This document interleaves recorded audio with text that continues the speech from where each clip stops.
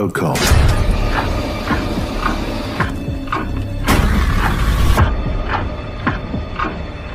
Assalamualaikum, halo guys, apa kabar kalian semua? Semoga dalam keadaan sehat selalu ya guys. Sebelumnya saya ucapkan minal aizin wal faizin, mohon maaf lahir dan batin untuk kalian semua.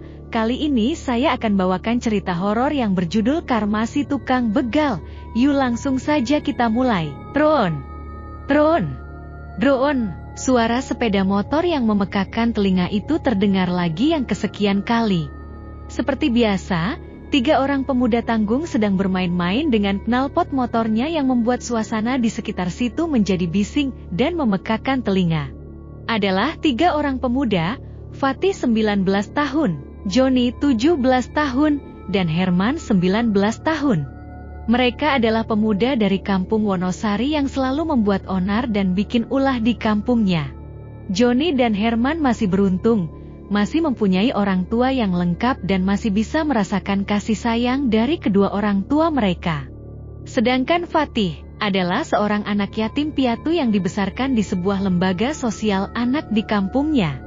Anaknya berkulit putih dengan wajah yang lumayan manis, mempunyai tahi lalat besar di pinggir mata, dan juga tanda lahir hitam di leher seukuran uang logam Rp500, bermata sipit sayu dan berambut gondrong. Dari kecil hingga remaja ia tinggal di lembaga itu yang menampung anak-anak yatim piatu, anak terlantar, dan anak gelandangan serta pengemis.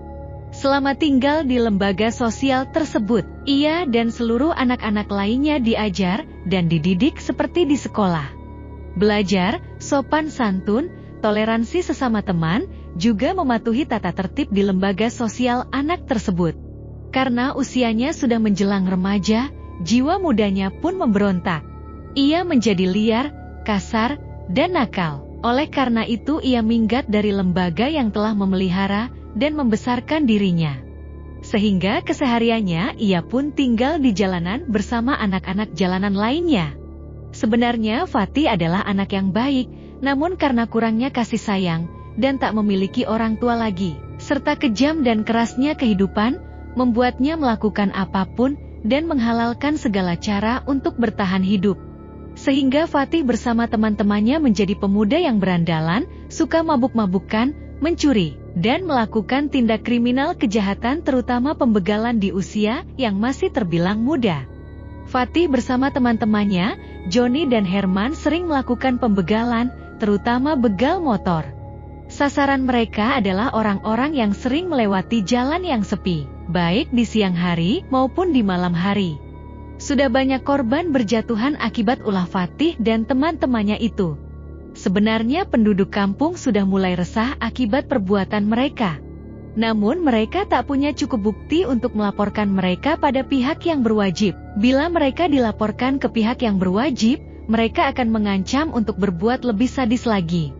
Seperti hari ini, ketiga pemuda itu berencana melakukan pembegalan di ujung jalan yang menghubungkan kampung mereka dengan kampung sebelah. Gimana John, kamu sudah siapkan semua untuk rencana kita hari ini? Tanya Fatih pada Joni. Beres bos, aku sudah pikirkan dan rencanakan dengan matang agar rencana kita berhasil kali ini. Tapi kupikir kenapa harus di sana bos? Takutnya banyak orang yang lihat, kalau kita ketahuan bagaimana? Ucap Herman agak khawatir. Ah, tenang saja, aku sudah survei ke tempat itu beberapa kali. Aman kok, walaupun banyak yang lewat situ, tapi jarak waktunya lumayan lama. Sudah kamu turut saja, apa yang kuperintahkan jangan membantah perintahku. Fatih sedikit emosi pada temannya yang bernama Herman. Mereka menaiki motor yang sudah dibongkar pasang dengan berboncengan bertiga, menuju tempat tujuan di mana mereka akan melaksanakan aksi terkutuk mereka. Perjalanan ke tempat tujuan mereka ditempuh hanya dalam waktu 30 menit. Biasanya untuk menuju ke sana, yaitu perbatasan antara kampung mereka dengan kampung sebelah memerlukan waktu selama 1 jam. Entah mungkin mereka mengemudikan motornya ngebut sekali. Suasana di jalan tampak sepi dan lengang. Tak ada pejalan kaki yang lewat. Hanya desiran angin yang berhembus kencang. Sementara sinar matahari terasa panas menyengat dan menyilaukan mata. Fatih yang membonceng kedua temannya, yaitu Joni dan Herman, tampak memarkirkan motor mereka di pinggir jalan di balik pohon yang tumbuh di kiri kanan jalan tersebut. Maklumlah jalan itu bukan jalan utama, melainkan jalan pintas yang jarang dilewati pengendara mobil dan sepeda motor. Kita menunggu di sini saja, di balik pepohonan yang agak rimbun itu, kata Fatih pada kedua temannya. Iya, di sana tidak terlalu terlihat dari arah depan. Cukup aman untuk bersembunyi sambil mengintai korban yang akan kita ambil motornya nanti, Herman ikut bersuara.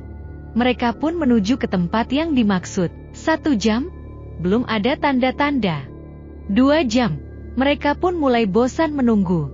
Fatih berdiri, ia tak sabar menanti calon mangsa yang sedari tadi mereka tunggu. Sial. Sepertinya hari ini kita tidak mendapat mangsa. Kenapa ya?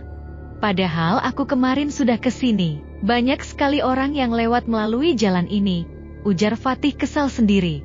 Sabar bos, kita tunggu sebentar lagi. Siapa tahu calon korban kita akan datang melewati jalan ini. Kali ini, Joni yang bersuara. Akhirnya Fatih pun kembali duduk di tempatnya lagi. Dan benar saja, tak lama kemudian terdengar deruman suara sepeda motor dari arah depan.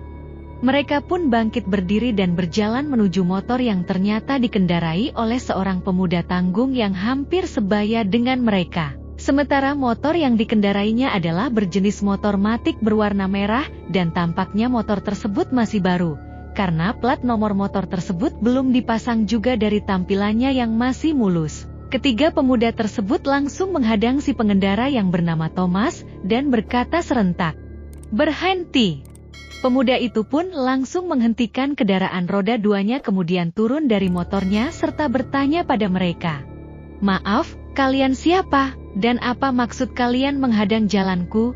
tanya Thomas kesal, karena perjalanannya jadi terganggu.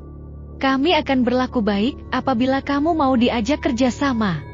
Tapi kalau kamu melawan nyawamu lah yang akan jadi taruhannya," ucap Fatih. "Kalau kalian berani, 1 lawan 1, jangan main keroyokan begini," ucap Thomas yang ternyata punya nyali juga untuk melawan. Sudah bagus kita peringatkan sebelumnya. Ternyata kamu berani juga ya? Jangan salahkan kami kalau kami main kekerasan padamu, ujar Herman ikut emosi. "Sudah hajar saja bos, jangan kasih ampun," tukas Joni. Ketiganya pun bergerak dengan maksud mengeroyok Thomas. Herman memukul kepala Thomas, namun dapat dielakkan oleh pemuda itu. Ia pun balik membalas Herman dengan menendang selangkangan pemuda itu. Tak ayal lagi, ia pun mengaduh dan menjerit kesakitan sambil kedua tangannya memegang selangkangannya. "Aduh, mak!" jerit Herman, ia jatuh terguling ke tanah sambil merintih-rintih kesakitan. Melihat Herman dengan mudahnya diserang, Fatih pun akhirnya marah. Ia mengeluarkan pisau yang selalu ia selipkan di balik pakaiannya. "Mati kau manusia goblok!"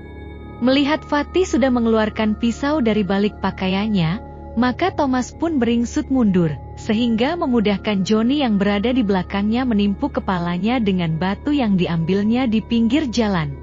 "Au! Jerit Thomas sambil memegangi belakang kepalanya yang ditimpuk Joni dengan batu. Seketika darah mengucur dari bagian belakang kepala Thomas yang kena timpuk. Ia menjerit-jerit kesakitan dan berlari ke sana kemari tak tentu arah. Kepalanya mendadak pusing karena ia tak bisa melihat darah.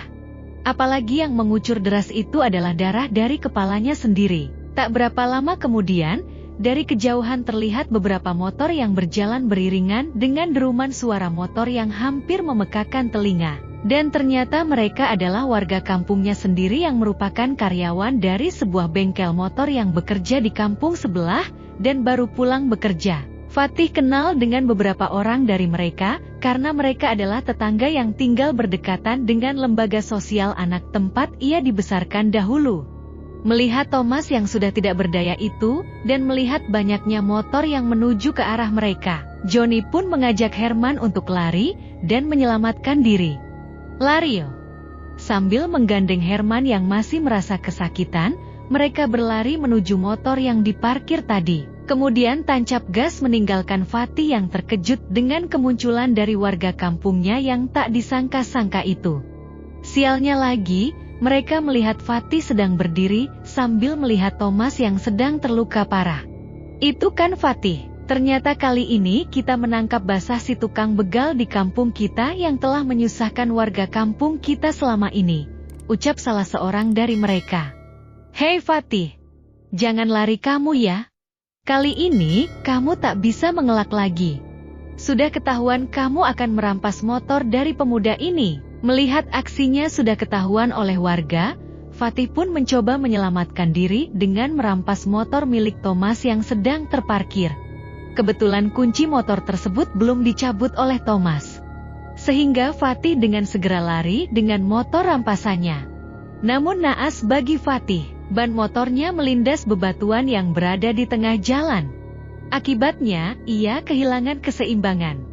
Motornya oleng, ia pun jatuh bersama motor tersebut. Braap! Aduh! Fatih terjatuh dan terlempar dari motor.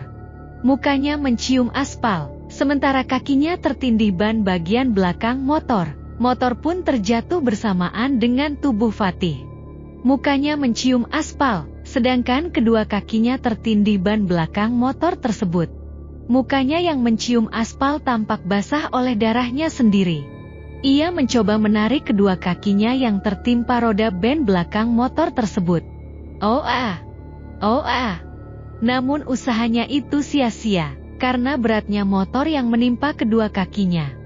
Sementara rombongan orang-orang yang berboncengan tadi merupakan warga yang berasal dari kampung Wonosari yang berjumlah 7 orang itu, semakin mendekat ke tempat di lokasi di mana Fatih terjatuh. Sedangkan Thomas yang menjadi korban dari temannya yang bernama Joni itu, hanya terduduk lesu, sambil melihat dengan pasrah motor yang dirampas oleh Fatih tersebut jatuh di aspal. Fatih hanya bisa pasrah. Mukanya begitu ketakutan, ia kini hanya sendiri. 2 orang temannya yang biasa ikut beroperasi telah kabur duluan, meninggalkan ia dalam ketidakberdayaan. Sial! Kurang ajar mereka. Ia hanya bisa mengumpat dalam hati menahan marah pada kedua orang temannya itu. Semakin lama motor yang dinaiki warga yang baru pulang tersebut semakin dekat.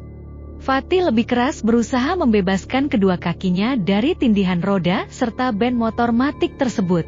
Akhirnya mereka pun sampai di lokasi kejadian. Dengan marah mereka semua melompat dari motor karena melihat Fatih hendak melarikan diri.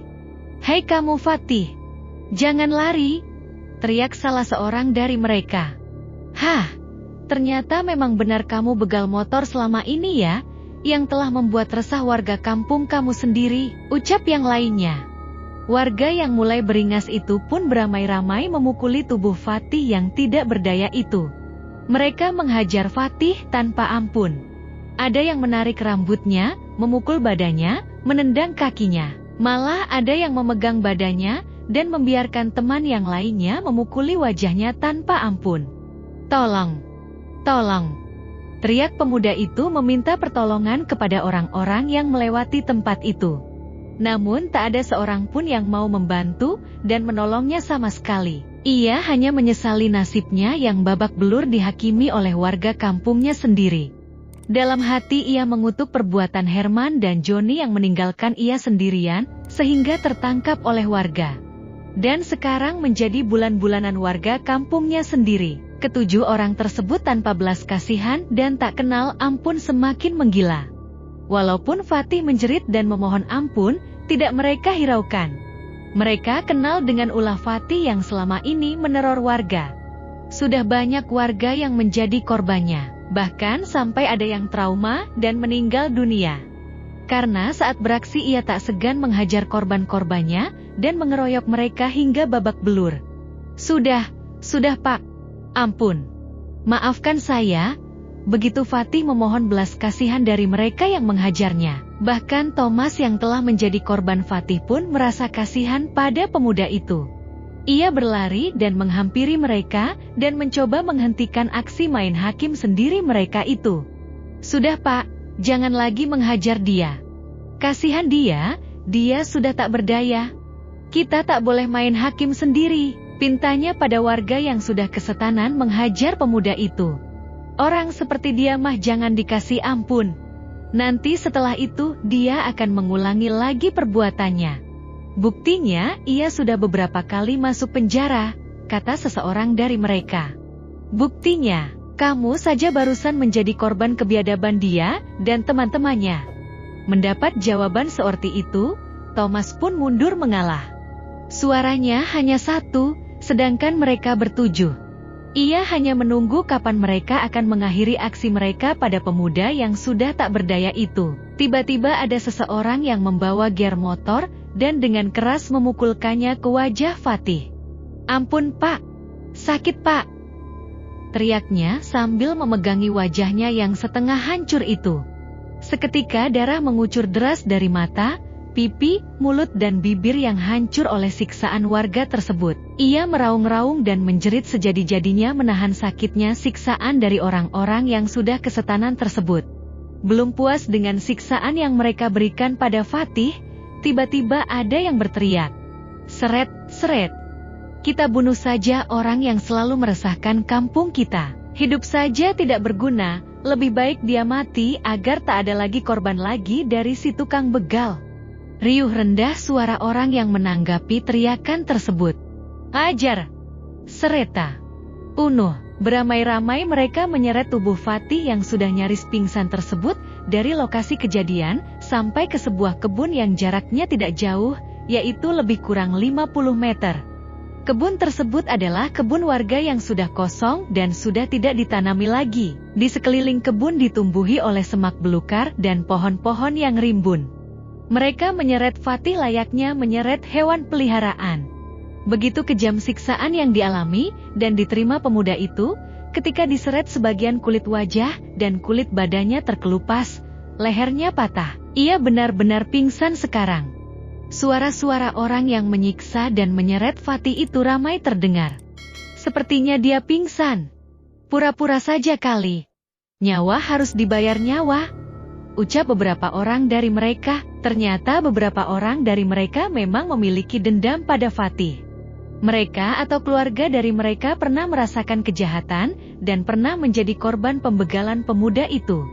Mungkin inilah saatnya, kata mereka, balas dendam yang tak disengaja. Sementara Fatih yang masih saja diseret itu tak berhenti mengalami siksaan. Seseorang ternyata memukul kepalanya dengan batu besar. Kembali darah mengucur dari kepalanya. Tak hanya itu, sebuah potongan kayu besar yang mereka temukan di pinggir jalan sewaktu menyeret tubuh Fatih pun terus-menerus menghantam tubuhnya. Masya Allah, sungguh kejam dan sadis orang-orang yang telah menangkap dan menghajar pemuda yatim piatu tersebut. Seolah mata hati dan pikiran mereka itu telah dibutakan oleh dendam yang tiada berujung. Terlihat pemuda yang mereka seret dan hajar itu sudah tidak berdaya sama sekali. Mereka hanya suara itu yang terdengar dari tenggorokannya sekarang, sedangkan nafasnya tersengal-sengal, dan matanya hanya terpejam.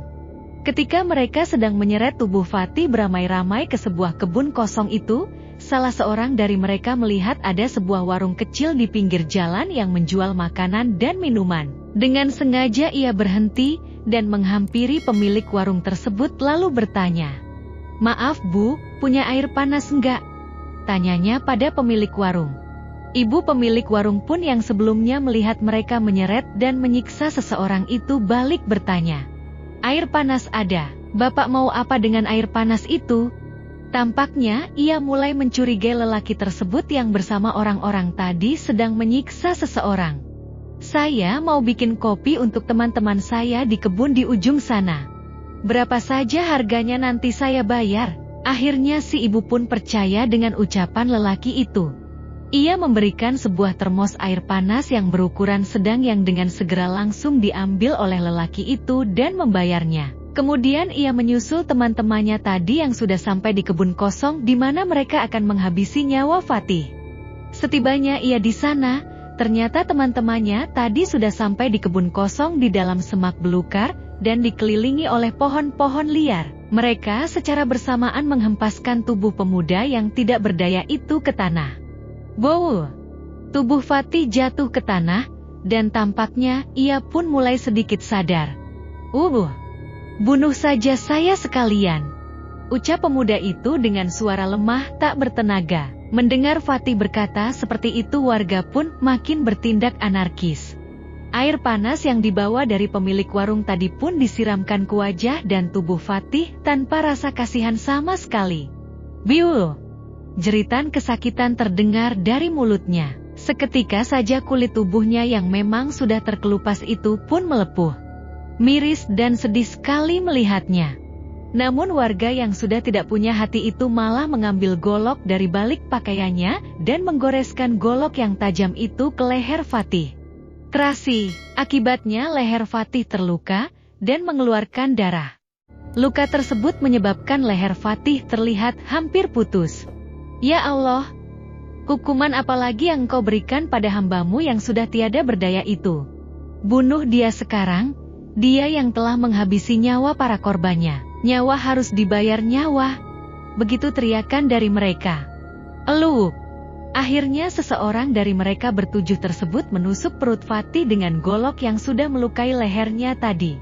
Darah berceceran ke tanah, namun Fatih hanya mampu memegangi perutnya yang terluka. Anehnya lagi, walau siksaan demi siksaan ia terima, Fatih tetap masih hidup. Sehingga dengan beringas, akhirnya mereka menyiramkan bensin yang mereka ambil dari motor yang mereka bawa. Kemudian membakarnya dengan korek api. Tubuh pemuda itu pun terbakar. Api dengan segera membakar sekujur tubuhnya. Ia hanya terjatuh ke tanah dengan api yang berkobar membakar tubuhnya. Tak ada lagi suara kesakitan yang terdengar dari mulutnya. Fatih pun meregang nyawa. Ia menghembuskan nafas terakhir di hadapan sekelompok iblis yang berwujud manusia. Dia sudah mati. Lari, ayo kita pergi dari sini. Sebelum ketahuan kita yang menghabisi nyawanya. Mereka segera pergi dari tempat itu, meninggalkan tubuh Fatih yang sudah gosong dan hangus terbakar. Hutang nyawa dibayar nyawa. Pemuda yatim piatu tersebut mati dengan tubuh tersiksa.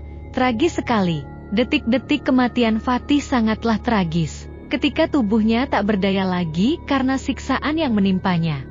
Juga pukulan-pukulan yang menghantam tubuhnya. Serta tusukan golok yang menusuk perutnya. Pada akhirnya, ia harus dibakar hidup-hidup oleh warga yang menghakiminya. Api pun membakar sekujur tubuh Fatih yang telah disiram bensin, hingga benar-benar gosong. Pemuda itu mati dengan sangat mengenaskan. Betapa kejam mereka yang telah menghajar, dan menyiksa Fatih hingga sedemikian rupa.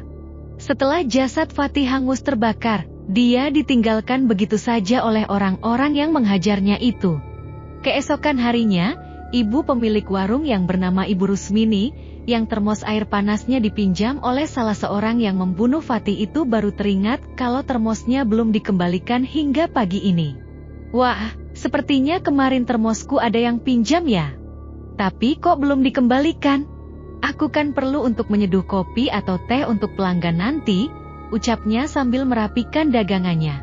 Bu Rusmini pun berkata pada suaminya, Pak, kemarin ada seseorang yang pinjam termos kita untuk beli air panas. Coba Bapak cari deh. Mungkin tertinggal di kebun kosong sana, Pak. Karena dia bilang kemarin untuk membuat kopi dengan teman-temannya di kebun itu. Suami Bu Rusmini, yang bernama Pak Purnomo itu pun berdiri dan segera berniat untuk mencari termos tersebut. Baik Bu, Bapak akan mencarinya. Mungkin ditinggal sama mereka atau mereka lupa mengembalikannya. Beliau pun berjalan kaki dari warung milik mereka menuju kebun di mana orang-orang kemarin menghajar dan membunuh Fatih. Dan betapa kaget dan terkejutnya beliau ketika sampai di sana. Ia berteriak dan menjerit meminta pertolongan. Astaghfirullahalazim. Tolao. Oong.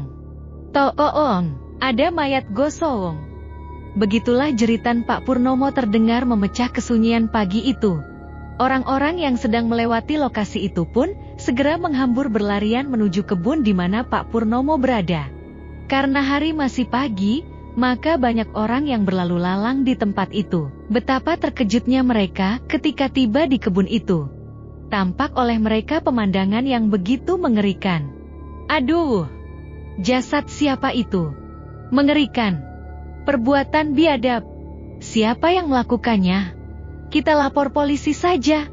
Jangan ada yang berani menyentuh apapun." Begitulah ucapan-ucapan dari mereka yang telah melihat dan menyaksikan jasad Fatih yang telah hangus terbakar dan ditemukan dalam keadaan gosong tak bisa dikenali lagi. Yang lebih menyedihkan lagi, jasad yang gosong tersebut ditemukan oleh warga di sekitar situ sedang dalam posisi meringkuk.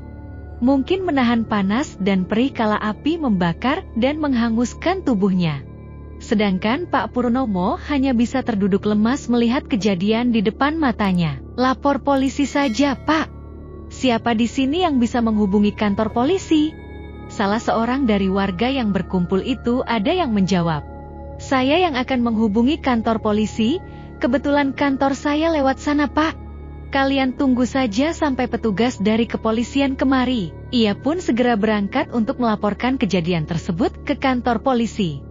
Sementara warga sekitar di lokasi penemuan jasad Fatih yang gosong pun geger. Mereka beramai-ramai menuju lokasi kejadian untuk mengetahui jasad siapakah yang ditemukan gosong di lokasi kejadian. Mereka pun menerka dan belum mengetahui siapa si korban. Tak lama kemudian petugas dari kepolisian pun tiba. Mereka langsung memasang garis polisi di lokasi kejadian dan menanyakan kepada saksi mata yang pertama kali menemukan jasad tersebut. "Maaf Bapak sekalian, siapa yang pertama kali menemukan jasad ini?" "Saya, Pak Polisi. Nama saya Purnomo. Kemarin seseorang meminjam botol air panas kami di warung, namun sampai pagi tadi belum dikembalikan. Saya pun mencoba mencari ke sini, Pak. Karena kemarin termos ini mereka bawa kemari." Petugas kepolisian tersebut menanyakan lebih mendetail lagi kira-kira siapa yang tega membunuh dan membakar korban. Namun Pak Purnomo tidak mengetahui siapa orang yang bertindak main hakim sendiri itu. "Kemarin siang istri saya melihat ada beberapa orang menuju ke arah sini, Pak. Namun istri saya tidak tahu kalau ada seseorang yang akan dihabisin di sini. Karena salah seorang dari mereka minta air panas dengan istri saya. Ia membawa air panas itu bersama termos ini. Makanya pagi ini saya kemari untuk mengambil termos ini. Ternyata saya menemukan jasad seseorang sudah gosong dan hangus terbakar, Pak." Petugas kepolisian kemudian mengevakuasi jasad Fatih dari TKP dengan menggunakan mobil ambulans dan dibawa ke rumah sakit untuk dapat diperiksa lebih lanjut. Namun misteri jasad siapakah yang ditemukan itu masih menjadi tanda tanya besar bagi penduduk kampung di sekitar situ. Berita penemuan jasad yang gosong tersebut akhirnya sampai juga ke telinga sahabat Fatih, yaitu Herman dan Joni. Mereka terkejut dan kaget bukan kepalang. Keduanya sudah menyangka akibat perbuatan mereka itu teman mereka atau ketua geng mereka akan dikeroyok dan dihabisi oleh sekelompok orang yang mereka jumpai kemarin ketika akan melakukan aksi pembegalan. "Bagaimana ini, John? Apa kita lapor polisi saja bahwa jasad yang ditemukan itu adalah jasad Fatih sahabat kita?" "Jangan dulu, men. Nanti kalau kita yang melaporkan pasti mereka yang akan menangkap kita. Karena kita berdua kemarin bersama Fatih perginya."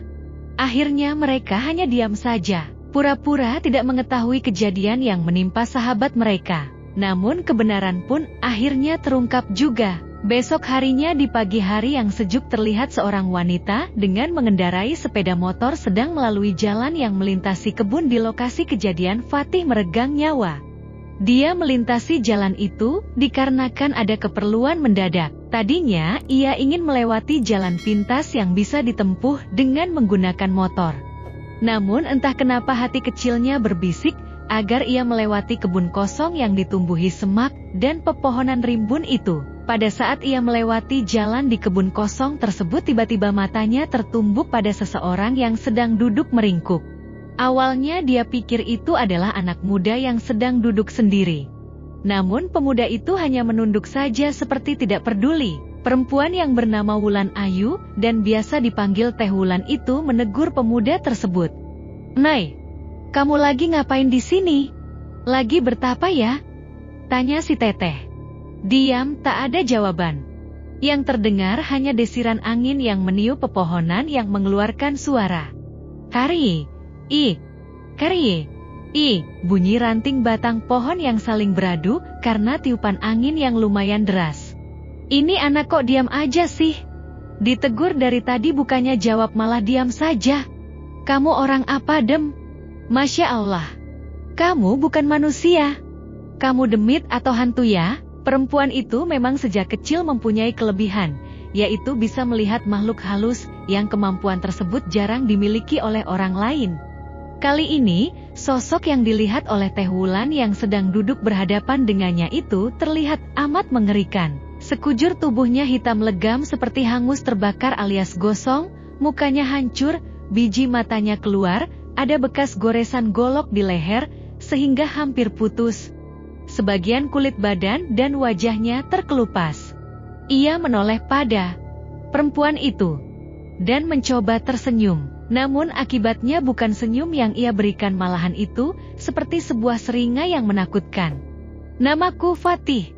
Aku adalah korban dari pengeroyokan dan main hakim sendiri oleh sekelompok orang yang tidak punya hati dan sangat kejam. Perempuan itu memandang tanpa berkedip pada sosok hitam legam yang ia temui siang itu.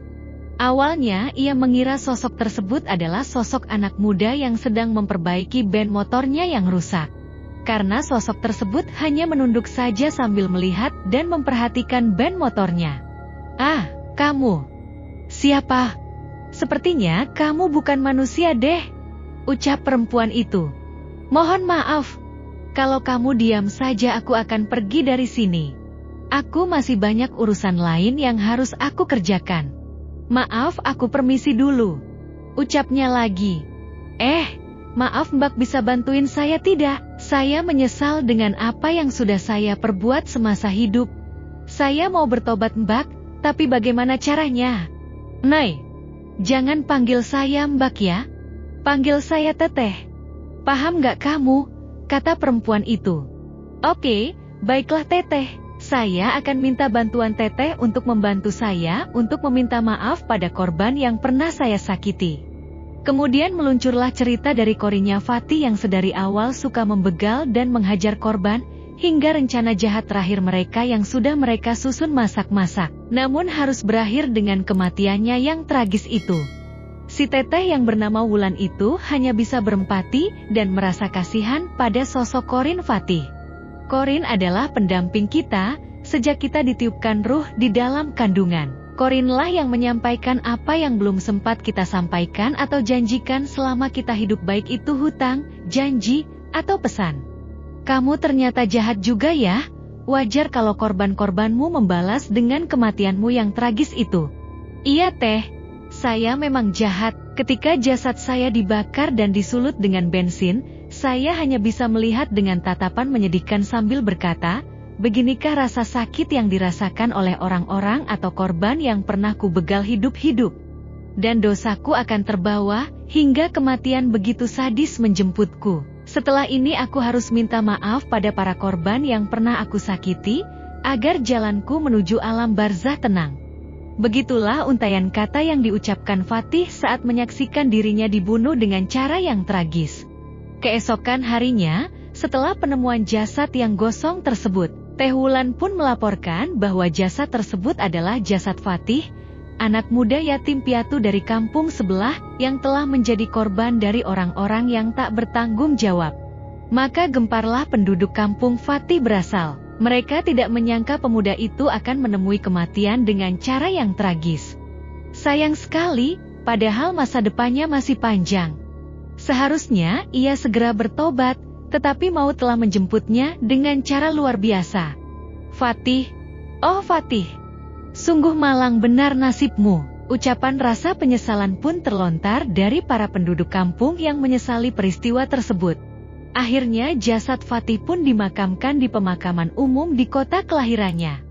Pemakaman yang sepi, tanpa dihadiri oleh satupun keluarga dari almarhum Fatih. Teh Wulan mendapat informasi dari pihak kepolisian bahwa masih ada sanak saudara dari Bapak Fatih yang berada satu kota dengannya. Segera saja ia mendatangi dan bertemu dengan keluarga Fatih dan menyampaikan berita duka tersebut. Pada awalnya mereka tidak menyangka dengan apa yang telah Fatih perbuat dan karma yang harus diterima Fatih. Fatih memang keponakan kami Mbak, kami sudah sering mengajaknya kemari, tetapi mungkin ia salah pergaulan, sehingga ia harus menerima takdirnya seperti ini. Kami ikhlas Mbak, Kami serahkan semuanya pada pihak kepolisian untuk mengusut tuntas kasus ini. Semoga cepat terungkap siapa pembunuh Fatih sebenarnya. Baiklah Pak, kalau begitu saya permisi dulu, ucap Teh Wulan sambil berdiri dan mohon permisi pada keluarga Fatih. Setelah tersiar kabar bahwa Fatih terbunuh dengan cara yang tragis, Joni dan Herman merasa ketakutan. Mereka berdua takut ditangkap polisi, karena mereka adalah teman-teman Fatih dalam menjalankan aksi bejatnya itu. Bagaimana ini John? Kalau polisi menangkap kita, apa sebaiknya kita menyerahkan diri saja pada mereka? Ucap Herman gemetar. Jangan dulu, belum tentu mereka tahu. Kita pura-pura tidak mengetahui apa yang terjadi jikalau ada petugas polisi atau penduduk kampung lainnya yang menanyakan tentang Fatih.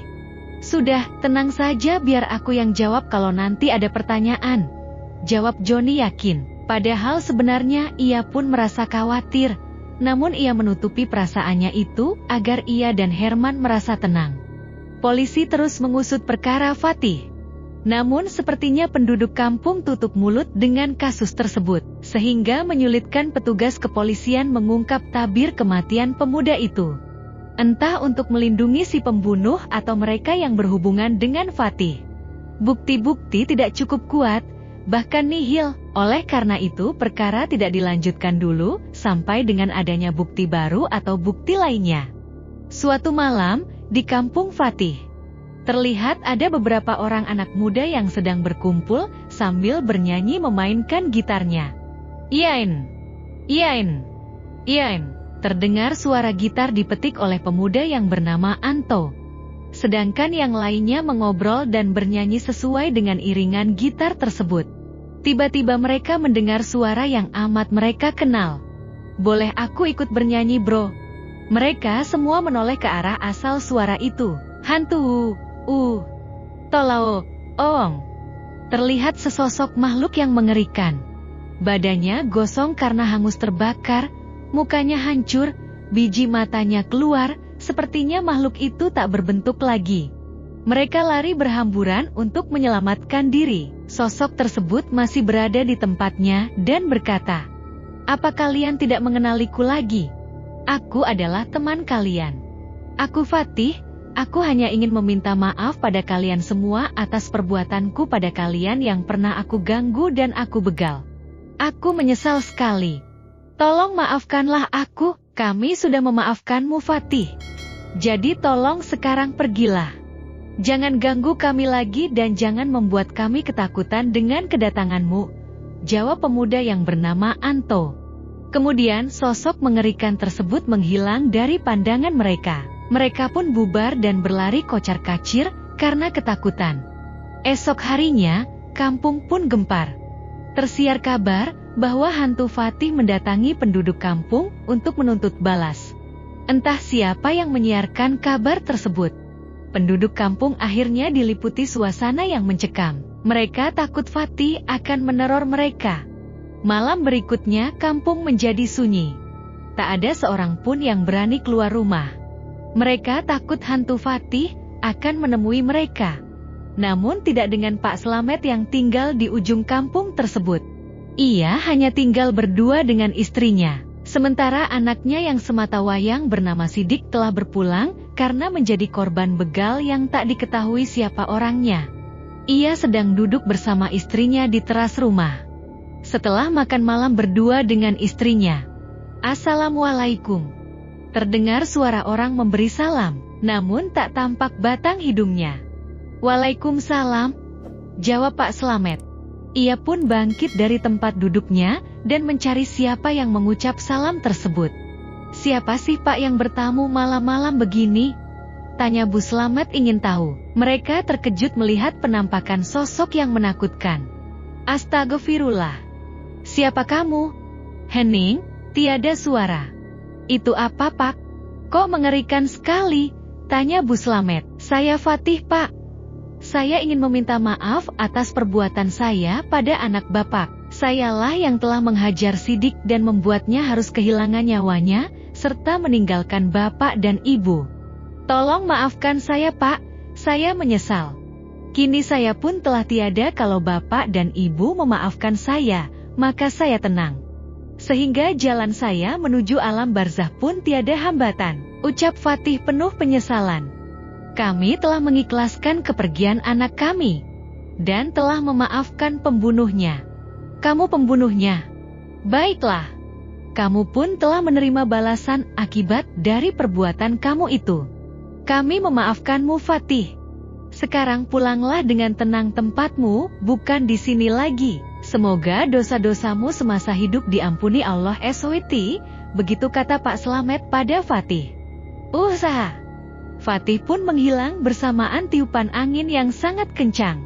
Alhamdulillah, niat Fatih untuk meminta maaf pada keluarga korban sudah terlaksana. Berita-berita bahwa Fatih telah mendatangi para korbannya pun sampai juga ke telinga Teh Wulan. Wanita itu pun langsung mendatangi kampung di mana Fatih pernah tinggal dan mencari kebenaran berita itu. Apa benar Fatih telah mendatangi pemuda kampung sini, Pak? Benar, Mbak. Mereka sangat ketakutan melihat sosok tersebut. Rusak sekali, Mbak. Untunglah ia tidak mengganggu. Ia hanya meminta maaf pada mereka yang pernah diganggunya. Tukas penduduk kampung tersebut. Syukurlah kalau begitu. Artinya dia tidak meneror, hanya ingin meminta maaf atas apa yang telah dia lakukan semasa hidup. Teh Wulan melaporkan kejadian tersebut pada petugas kepolisian. Bahwa Fatih telah mendatangi keluarga korban guna meminta maaf. Laporan pun diterima dan akan ditindaklanjuti. Dan apa yang terjadi dengan ketujuh orang pembunuh yang telah menghabisi nyawa pemuda tersebut? Mereka sangat ketakutan akan kemunculan Fatih. Terutama juga kedua teman Fatih, Herman dan Joni. Akhirnya ketujuh pembunuh Fatih menyerahkan diri ke kepolisian. Mereka semua ditangkap untuk mempertanggungjawabkan perbuatan mereka. Namun ternyata salah satu dari pembunuh tersebut tidak kuat dan amat ketakutan. Ia pun bunuh diri dalam penjara dengan cara membenturkan kepalanya ke tembok. Herman dan Joni pun akhirnya menyerahkan diri juga. Mereka berdua selalu dibayang-bayangi wajah Fatih yang katanya hancur dan mengerikan itu. Sehingga untuk menebusnya mereka pun menyerahkan diri ke pihak kepolisian. Malam setelah pembunuhnya tertangkap dan kedua temannya menyerahkan diri, Fatih pun mendatangi Teh Wulan. Ia menemui wanita itu untuk mengucapkan terima kasih atas bantuannya, sehingga para pembunuhnya berhasil ditangkap. Saya ucapkan terima kasih banyak Teh, atas segala bantuan yang Teteh berikan. Sehingga para pembunuh yang menghabisi saya akhirnya tertangkap. Iya, sama-sama Fatih, tugas Teteh juga membantu sesama. Sekarang beristirahatlah dengan tenang, tak ada lagi penghalang bagimu untuk kembali ke penciptamu. Kami selalu mendoakanmu Fatih, agar dosa-dosamu diampuni. Terima kasih Teh. Saya sudah tenang sekarang. Saya akan pulang, sekali lagi terima kasih. Doakan saya selalu ya Teh. Pasti Fatih. Teteh akan selalu mendoakanmu. Busyek. Fatih pun menghilang bersama dengan tiupan angin kencang. Selamat jalan Fatih. Kematianmu akan dijadikan pelajaran hidup bagi kita semua. Al-Fatihah buat Fatin. Oke, sampai di sini dulu ya guys ceritanya. Nanti saya bawakan cerita horor lainnya. Mohon maaf saya jarang upload dikarenakan lagi sibuk. Dan jika kalian semua suka sama ceritanya, silahkan klik subscribe, like, dan share. Iya guys, makasih.